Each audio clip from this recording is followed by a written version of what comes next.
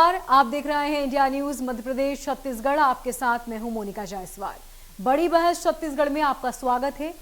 और आज गुलाबी नगरी जयपुर आज भगवा में नजर आ रहा था। मौका था भाजपा की राष्ट्रीय कार्य समिति की बैठक का और इस मौके पर भाजपा के देश भर के आला नेता भगवा पगड़ी पहने और भगवे गमछे के साथ इस राष्ट्रीय कार्य समिति बैठक में शामिल हो रहे थे। इस बैठक में बीजेपी के राष्ट्रीय अध्यक्ष जेपी नड्डा पहुंचे और इस मौके पर प्रधानमंत्री मोदी भी वर्चुअली इस बैठक से जुड़े। बीजेपी छत्तीसगढ़, मध्य प्रदेश और राजस्थान समेत तमाम आगामी 7 राज्यों में होने वाले चुनाव को लेकर अभी से तैयारियों में जुट चुकी है और ऐसे में छत्तीसगढ़ और राजस्थान पर खास फोकस है क्योंकि बीजेपी यहां सत्ता में नहीं है। साल 2018 में जिस तरह बीजेपी ने छत्तीसगढ़ में जनादेश खोया, उनके विधायकों का आंकड़ा 13 तक पहुंच गया, जो सबसे शर्मनाक और करारी हार थी।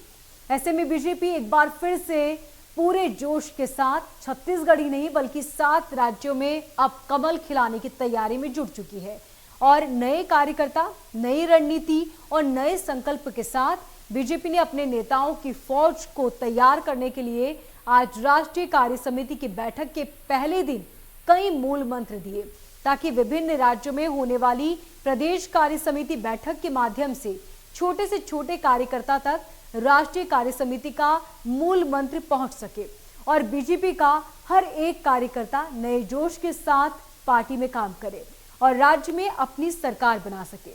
छत्तीसगढ़ से पूर्व मुख्यमंत्री डॉक्टर रमन सिंह और प्रदेश अध्यक्ष विष्णुदेव साय समेत संगठन महामंत्री प्रवन साई इस बैठक में शामिल हुए। उन्होंने छत्तीसगढ़ की वास्तु स्थिति पर राष्ट्रीय कार्य समिति बैठक में अपनी बात रखी। बुद्ध विस्तारक कार्यक्रम में से लेकर आने वाले सभी कार्यक्रमों की उन्होंने जानकारी दी। ऐसे में छत्तीसगढ़ की इस बैठक के कई मायने निकाले जा रहे हैं। बीजेपी की नजर अब राजस्थान और छत्तीसगढ़ पर होने वाली है और साथ में सभी चुनाव में अपनी नजर बनाए हुए हैं। अब देखना यह है कि उदयपुर में हुआ कांग्रेस का चिंतन शिविर कांग्रेस के हाथ का पार्टी का हाथ मिलाते हैं लोग या फिर वहीं जयपुर में चल रही भाजपा की राष्ट्रीय कार्य समिति की बैठक कमल खिला पाती है या नहीं।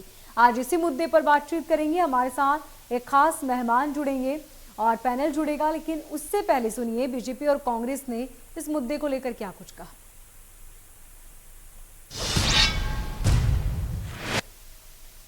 शिविर करती रह गई। गुजरात से हार्दिक पटेल चले गए, पंजाब से वरिष्ठ नेता झाकड़ चले गए और अपनी ही पार्टी पर बड़े प्रश्नवाचक चिन्ह लगा गए। हमारा राष्ट्रीय शिविर कई सकारात्मक सुझावों से भरपूर है और यह शिविर संकल्प ले रहा है कि जहां जहां भारतीय जनता पार्टी की सरकार नहीं है वहां हमारी जीत सुनिश्चित हो। सभी लोगों के सकारात्मक सुझाव सुने जा रहे हैं।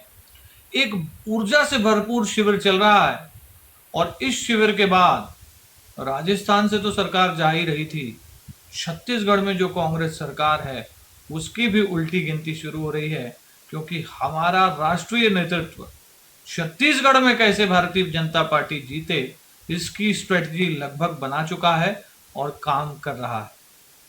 भारतीय जनता पार्टी इस देश की सत्तारूढ़ पार्टी है। ये जो उनका राष्ट्रीय कार्यकारिणी की बैठक हुई है तो देश की जनता को अपेक्षा थी कि इस बैठक में देश की बढ़ती हुई महंगाई, बढ़ती हुई बेरोजगारी,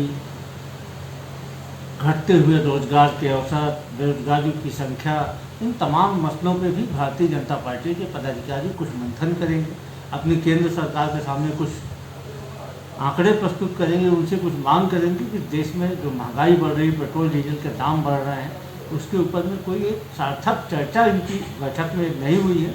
यह बैठक फिजूल साबित हुई है। इस बैठक में यह भी चर्चा हुई कि छत्तीसगढ़ में प्रदेश अध्यक्ष बदला जाएगा। भारतीय जनता पार्टी छत्तीसगढ़ में प्रदेश अध्यक्ष बदल दे या कुछ भी कर दे, ताश में कुल 52 पत्ते होते हैं। भारतीय जनता पार्टी के छत्तीसगढ़ के 52 के 52 पत्ते दागदार हैं।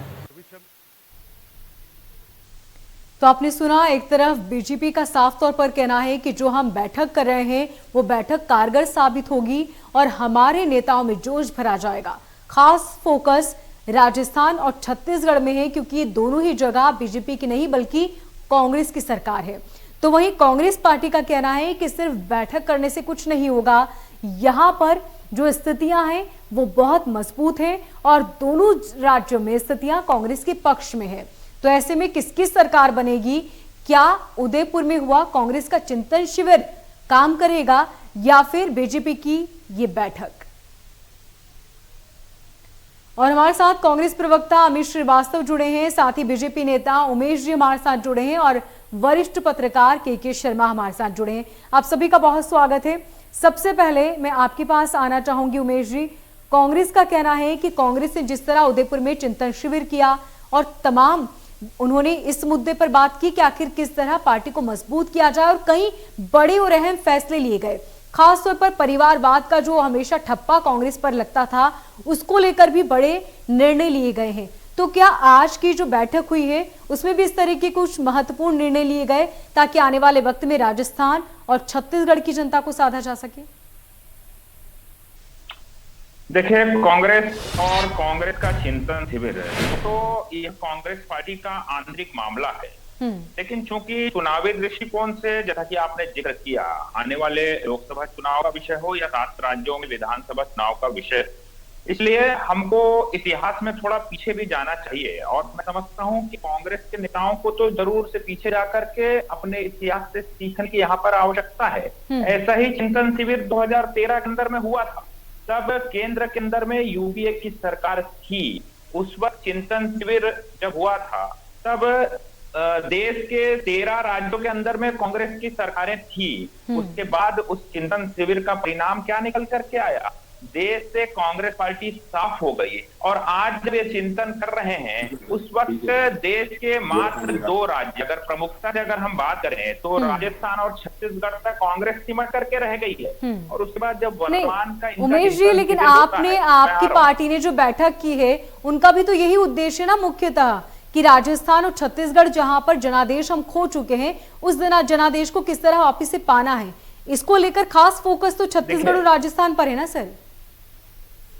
देखिए, निश्चित तौर पे हम राजनीतिक दल हैं, राजनीतिक दल के हम कार्यकर्ता हैं। हम तमाम लोग अपनी पार्टी को आगे बढ़ाने के लिए और निश्चित तौर पे जनता की सेवा करने के लिए स्वाभाविक तौर पे हमें सत्ता में आना वहां पर आवश्यक है। नहीं, वो बिल्कुल ठीक कह रहे हैं आप। सवाल आप शायद मेरा समझे नहीं। मेरा सवाल सिर्फ इतना है कि आज की जो बैठक हुई इसमें क्या कुछ महत्वपूर्ण निर्णय लिए गए और किस तरह आप जनता का विश्वास वापस जीतेंगे इन दोनों राज्यों में? कांग्रेस बाकी राज्यों में नहीं आई, इसे आप छोड़ दीजिए। आप जो 2 राज्यों को लेकर बैठक कर रहे हैं उसका पूरी बैठक का निर्णय क्या निकला, निचोड़ क्या निकला? देखिए, पहले तो मैं स्पष्ट कर दूं कि ये 2 राज्यों के लिए बैठक नहीं है, देश भर के राष्ट्रीय पदाधिकारियों की बैठक है। और पूरे देश के समग्र विषय में तमाम राज्यों के प्रतिनिधि वहां पर पहुंचे हैं, जहां चाहे हमारी सरकार हो चाहे वहां सरकार ना हो। और तमाम विषयों पर बड़ी गंभीरता से, गहराई से चर्चा हुई है। और निश्चित तौर पे आगामी जो 7 राज्यों के अंदर में चुनाव है, आगामी लोकसभा के चुनाव है, उस दृष्टिकोण से चर्चा भी हुई है और रणनीति भी बनी है। और साथ ही साथ जैसा कि मोदी को की अगर हम बात करें तो 3 वर्ष पूरे होने जा रहे हैं, तो 3 वर्ष की उपलब्धि और मोदी 1 और मोदी 2 को मिलाकर के 8 वर्षों की उपलब्धि को हम कहते हैं तमाम राज्यों के अंदर में देश भर की जनता तक हम उस योजनाओं को, उन उपलब्धियों को कैसे लेकर के जाएं। और जिन राज्यों के अंदर में हमारी ठीक, कांग्रेस नेता अमित भी हमारे साथ हैं। अमित जी, जो बैठक हो रही है क्या लगता है आपको इसके बाद जो रणनीति बनाई गई है और कार्यकर्ताओं में जो जोश भरने का काम किया गया है उसके बाद किस तरह के आप देखते हैं? क्योंकि राजस्थान और छत्तीसगढ़ ये 2 ऐसे स्टेट है जहां पर आपकी पार्टी पूर्ण बहुमत के साथ है। देखिए, लगातार हम तो कहते हैं बड़ी जिम्मेदारी के साथ कि हमारे यहाँ जो सरकार आई है वो कहीं ना कहीं हमारे कार्यकर्ताओं की मेहनत है। और कार्यकर्ता लगातार 15 साल लड़ते रहे, ये की अर्थक मेहनत का परिणाम है। लेकिन आपको मेरी आवाज आ रही है? जी बिल्कुल जी। देखिए, जिस प्रकार से जब ये विधानसभा हारे थे और इनके प्रदेश अध्यक्ष जी से पत्रकारों ने पूछा था कि आप कैसे चुनाव हार गए, तो इन्होंने, उनके सम्मानित नेता ने कहा था कि हमारे कार्यकर्ताओं ने हमें चुनाव हरा दिया। तो ये अगर आपकी फीलिंग्स रहे कहते हैं ना कि जब तक कार्यकर्ताओं का मान सम्मान नहीं होगा, कार्यकर्ता जब अभी तक इनसे रुष्ट है, और मैं हमेशा कहता हूं कि पेड़ के कटने का किस्सा नहीं होता अगर कुल्हाड़ी में लकड़ी का हिस्सा नहीं होता। एक तरफ हम कार्यकर्ताओं को कहते हैं हमारी आन बान शान और हमारी प्राण हमारे पार्टी के कार्यकर्ता हमारे हैं, और उनके कारण ही हम किसी भी प्रदेश में सरकार आती है। अगर आप जीत का सेहरा अपने सर लेते हैं तो हार की जवाबदारी भी बड़े नेताओं को लेना चाहिए। भाजपा में जिस प्रकार का ये प्रोसेस मुझे लगता है, आपकी पार्टी में तो अक्सर ही बगावत के सुर हम देखने को मिलते हैं। कई ऐसे लीडर्स हैं जो कहते हैं कि यहाँ पर हमारी बात नहीं सुनी जाती, हमें समझा नहीं जाता और इसलिए पार्टी छोड़ देते हैं। हाल ही में जो हमने गुजरात में देखा। देखिए, मैं एक चीज बस आपसे कहना चाहता हूँ, एक 23 साल का लड़का, 23 साल का व्यक्ति अगर किसी पार्टी में आता है और अपने जनाधार को लेके, वो एक हमारी रीति नीति और हमारी पार्टी के आइडियोलॉजी को लेके वो आता है और ये कहता है कि गुजरात में जो इतने साल की बीजेपी की सरकार है, मुझे उससे लड़ाई लड़नी है और उसकी आइडियोलॉजी, सिर्फ कांग्रेस की आइडियोलॉजी ही उससे लड़ सकती है। और 5 साल के अंदर महीनों लग जाते हैं, सालों लग जाते हैं, उम्र बीत जाती है कार्यकारी अध्यक्ष बनने में। कार्यकारी अध्यक्ष के बाद सबसे बड़ा पद होता है किसी भी पार्टी में, और आज हार्दिक पटेल जी अगर गए हैं तो वो कार्यकारी अध्यक्ष, गुजरात कांग्रेस प्रदेश कांग्रेस कमेटी के कार्यकारी अध्यक्ष थे। मुझे ऐसा लगता है कि अगर पार्टी किसी को मान सम्मान देती है और अगर वो इस प्रकार से दगा कर जाए तो उस पर मुझे कुछ भी नहीं कहना है। लेकिन मैं एक चीज जरूर कहता हूं कि हमारी पार्टी में कार्यकर्ताओं का मान सम्मान पूरी तरीके से होता है। युवाओं को जिस प्रकार से मौका देने की अभी आपने बात की, जो हमारे यहाँ जिस प्रकार से अभी चिंतन शिविर किया गया, उसमें यह डिसाइड हुआ कि 50% युवाओं को मौका दिया जाएगा।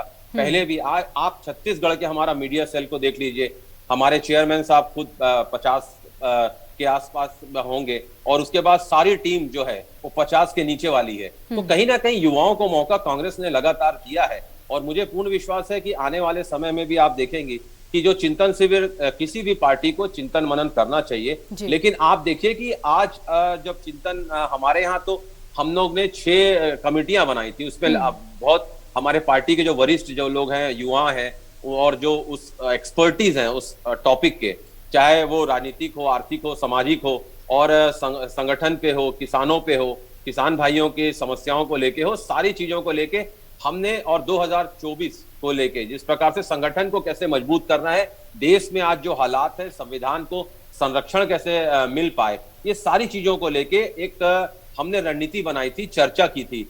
लेकिन आज आप देखिए सारे विषयों पे जो मैंने कहा, चाहे महंगाई हो, चाहे रोजगार हो, लेकिन आज बीजेपी के हिम्मत है वहां पर चिंतन शिविर जो ये कर रहे हैं।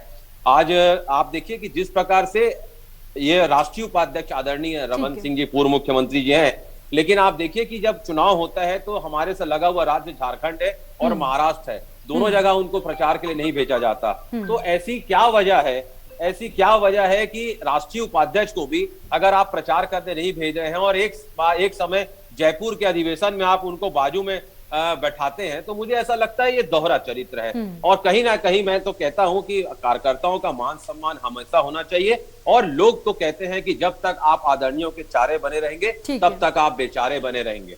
ठीक है।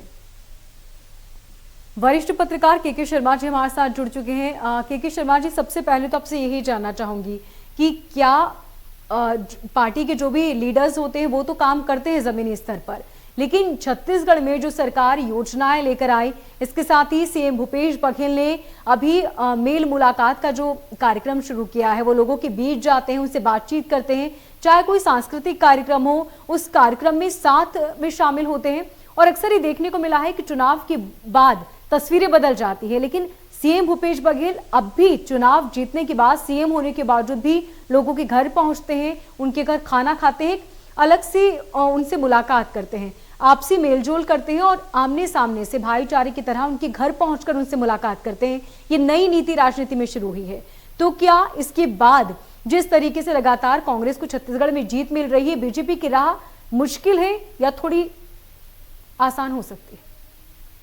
निश्चित रूप से मोनिका जी, छत्तीसगढ़ में मुख्यमंत्री भूपेश बघेल शुरू से ही संघर्षशील, जुझारू प्रवृत्ति के रहे हैं, एग्रेसिव राजनीति रही उनकी, और देख रहे हैं कि जनता से, कार्यकर्ताओं से निरंतर संपर्क या रोज प्रेस कॉन्फ्रेंस कर लेना और आम कार्यकर्ताओं से, आम लोगों से जिस तरह से मिलना, उनसे डायरेक्ट बात करना, राशन कार्ड बन रहा है कि नहीं बन रहा है, उसके साथ ही सभी लोगों से संपर्क जो माहौल बनाया है, जो स्थानीय विषय जो रहे हैं, ग्रामीण आत्मनिर्भरता और रोजगार को लेकर के जो वो काम कर रहे हैं, तो निश्चित रूप से उनकी एक छवि छत्तीसगढ़ में बन चुकी है, जिसका परिणाम नगरीय निकाय चुनाव और पंचायत चुनाव में देख चुके हैं। लेकिन दूसरी ओर भाजपा का भी संगठन छत्तीसगढ़ में कमजोर है, नहीं कर सकते। हर गांव में, हर बूथ में भाजपा के कार्यकर्ता हैं, और अभी विस्तारक योजना जो चलाई है उसमें हर बूथ में 25-25 सक्रिय कार्यकर्ताओं को चयन करना, धार्मिक धर्म के आधार पर किस प्रकार के मतदाता है वहां, इन सब की जानकारी वो इकट्ठा कर रहे हैं। उसके साथ ही अभी जो आज मुख्यमंत्री का जो बयान आया है कार्यकर्ताओं की दृष्टि से, उसमें ये कहना है कि भाजपा ठहरा हुआ पानी नहीं है, एक बात उन्होंने कही। और दूसरा उन्होंने कहा है कि न थके हैं न झुके हैं, अपने लक्ष्य को लेकर चल रहे हैं। लेकिन तीसरी बात जो उन्होंने कही वो छत्तीसगढ़ के लिए एक जुड़ा जा सकता है कि सत्ता भोग नहीं करना, इतना सारा मिल गया है, ये हमको ये मंजूर नहीं ठहर जाना। तो इसका तात्पर्य क्या, छत्तीसगढ़ में 15 साल तक जो सत्ता में रहे हैं, क्या उसका असर पार्टी के अंदरूनी कार्यकर्ताओं के बीच में देखने को मिल रहा है कि जिस तरह के संघर्ष की बात भाजपा के भीतर कही जाती है उसमें कहीं कुछ कमी है, या उनको लगता है कि हम सत्ता में आ जाएंगे? वो भी बात, ये भी बात सामने आ गई कि नरेंद्र मोदी जी के चेहरे को लेकर लड़ेंगे और सत्ता में फिर आ जाएंगे, जैसे लोकसभा चुनाव में हुआ कि एकदम से 33% जो वोटिंग था वो एकदम से 51% चले गया। तो इस भाजपा को एक उम्मीद मोदी पर ही करना और कार्यकर्ताओं को लेकर यहाँ काम करने की बात है।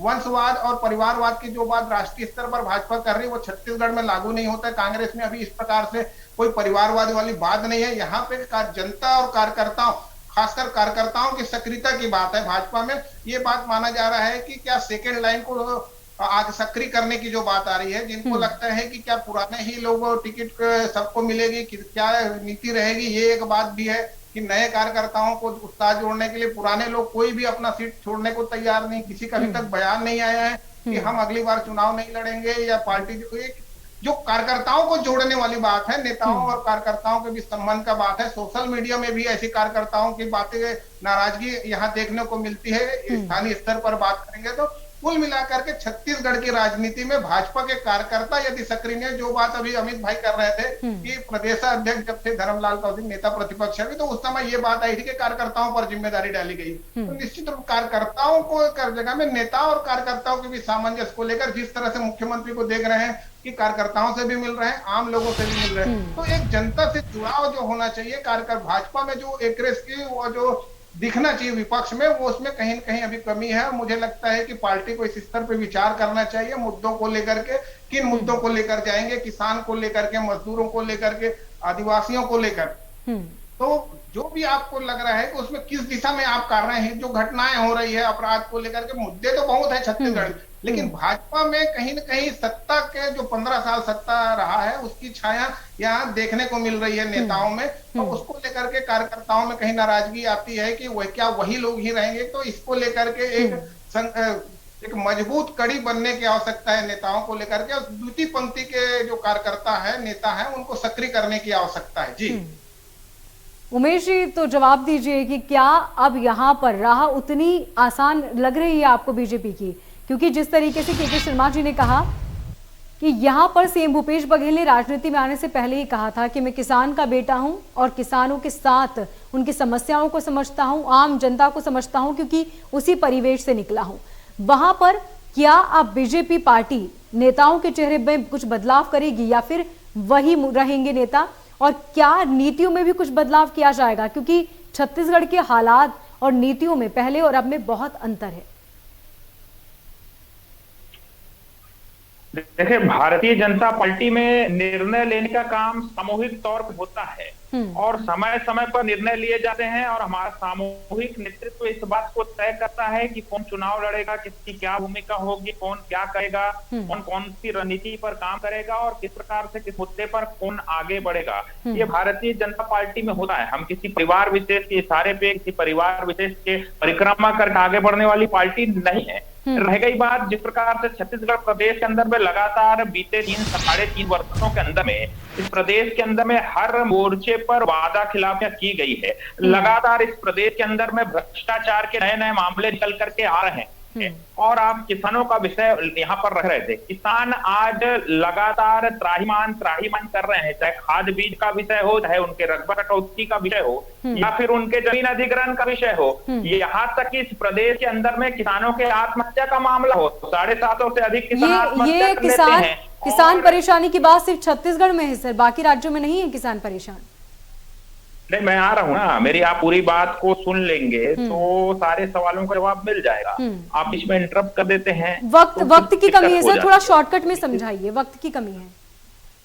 नहीं, ये हर बार ऐसा ही होता है कि भाजपा के प्रवक्ता के समय में विशेष रूप से नहीं सर, ये आरोप बिल्कुल मत लगाइए। आपको मैंने बिल्कुल वक्त दिया, सबसे पहले शुरुआत ही मैंने आपसे की थी, ठीक है, आपको वक्त दिया मैंने। भाजपा के प्रवक्ताओं के पास जब बोलने के लिए कुछ नहीं रहता है आप तो वो सम्मानित प्रवक्ता है ना, लाठी बात कर रहे हैं, पत्रकारों पे आरोप लगाते हैं। राज्यों में नहीं है, आप मुद्दे से क्यों जवाब भी सुन लीजिए ना। वैसे ही वक्त की कमी है, जो मुद्दा है उस मुद्दे पे बात करने की बजाय आप कांग्रेस और भटका रही हैं मैडम, आप जवाब सुन नहीं रही हैं। पार्टियों को पूरा वक्त दिया जाता है। शुरुआत मैंने आप ही से की है, ठीक है, उत्तर सबको वक्त प्रदेश दिया में है। इस प्रदेश का किसान पुत्र मुख्यमंत्री 50 लाख देकर आता है। नहीं तो आप मुद्दे पर ही बात कीजिए सर, ये बीजेपी कांग्रेस किसको कितना वक्त दिया इसमें मत बात कीजिए, समय की कमी है। आखिरी बात भी मैं आपसे कर रही हूँ, शुरुआत भी आप ही से की थी, तो मुद्दों पर बात कीजिए, ये मत बताइए कि मुझे किससे कितनी बात करनी है। बोलिए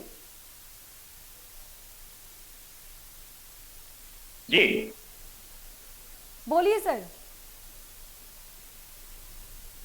देखिए, जिस किसान पुत्र मुख्यमंत्री की आप बात कर रहे हैं वो उत्तर प्रदेश के लिए उनका जी 25 जाता है, 50 लाख देकर के आ जाते हैं। और जब छत्तीसगढ़ में किसान की मौत हो जाती है लगातार धरना देते हुए, जिन पर उन्होंने लाठी भी बरसाया राहुल गांधी जी की मौजूदगी में, उनके लिए उनका दिल नहीं पसीजता है, उस पर हम सवाल ना उठाएं। और उनके टेंट को रात को 3 बजे 703 किसानों की जान चले गई, लगातार प्रधानमंत्री का एक वक्तव्य नहीं आया, हो रहा है, खाद बीज के नाम पर उनको छला जा रहा है, ठगा जा रहा है, बीच में गड़बड़ी का मामला लेकर भाई जाकर के भिलाई के अंदर एफआईआर दर्ज करते हैं। किसान पुत्र मुख्यमंत्री भूपेश बघेल की सरकार जांच की बात करती है, लेकिन आज तक उसकी जांच नहीं होती। सदन में जवाब देते हैं, उसके बाद खाना पूर्ति करते हैं, खत्म कर देते हैं। अभी कवर्धा के अंदर जवाब दीजिए, ठीक है उमेश जी, ठीक है उमेश जी, मंत्री का बयान है मोहम्मद अकबर जी का, जवाब भी तो ले लीजिए, जो किसान है वो जवाब भी तो ले लीजिए। देखिए मुझे लगता है मोनिका जी थैंक यू। देखिए मुझे ऐसा लगता है छत्तीसगढ़ में भाजपा पूरी तरीके से मुद्दा विहीन हो चुकी है और लटकी भटकी और अटकी भाजपा के प्रवक्ता तथ्यहीन, तर्कहीन, स्तरहीन और बचकाना बयान देते रहते हैं टीवी में आके। इसीलिए मैं हमेशा कहता हूँ, अरे सुन लीजिए भाई, सुन लीजिए, अरे 703 किसानों की जान गई, प्रधानमंत्री का एक वक्तव्य नहीं आया, अपना महल देखने गए प्रधानमंत्री। उमेश जी, आपको वक्त दिया ना बातचीत का, आप शांत हो जाइए। किसानों से मिलने नहीं गए, किसानों से मिलने नहीं गए, आप उस पर वक्तव्य दीजिए। 703 किसानों की जान गई, आप बताइए, उस पर बताइए। सर आप सवाल सुनने देंगे तब तो जवाब लेंगे ना, आप सवाल सुनने ही नहीं दे रहे हैं सर। चलिए ठीक है, बहुत शुक्रिया आप तमाम मेहमानों का बातचीत के लिए। तो एक तरफ जहां पर बीजेपी लगातार ये कह रही है कि प्रधानमंत्री मोदी का चेहरा होगा और साथ ही हम तमाम मुद्दों को लेकर यहां पर बातचीत करेंगे। खास फोकस इस बैठक का राजस्थान और छत्तीसगढ़ पर रहा, क्योंकि दोनों ही जगह कांग्रेस की सरकार है। तो वहीं कांग्रेस का कहना है कि चिंतन मंथन में हमने बहुत से मुद्दों को लेकर बातचीत की और पार्टी पूरी मजबूती के साथ आने वाले चुनाव में रहेगी और एक बार फिर से छत्तीसगढ़ में कांग्रेस की सरकार आएगी। फिलहाल मुझे दीजिए इजाजत और देखते रहिए इंडिया न्यूज।